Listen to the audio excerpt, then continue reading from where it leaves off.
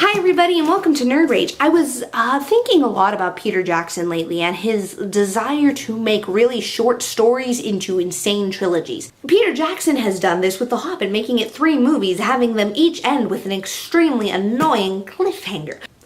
Anyway, I just wanted to share with you guys a little gem that I discovered, and it's this book that Peter Jackson actually wrote in high school, long before he had anything to do with Lord of the Rings. Richard looked at the orb. What was it?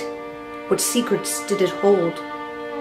He heard the canine bark at it. Barking and barking. Did he want it? Why would anyone want it? What was this orb? What was this orb that glowed as crimson? His sister approached, looking too at the orb. Richard urged his sister, "Whose orb is this? Where did it originate?"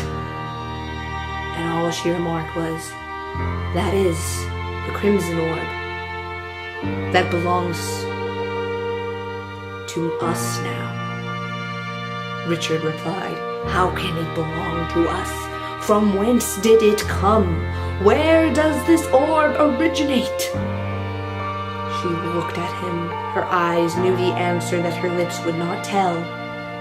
The yapping of the canine barked and barked when his sister responded.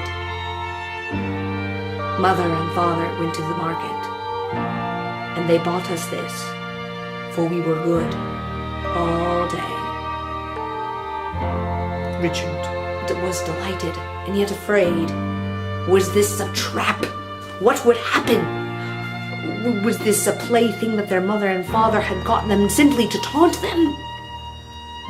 "It is a crimson orb," his sister cried. "A crimson orb? Why do you repeat it and repeat it as if it is entrenched in your mind? Are you trying to teach children something?" "We are children," she replied, and yet suddenly he felt it, as if a wall somewhere was breaking. Some metaphorical wall.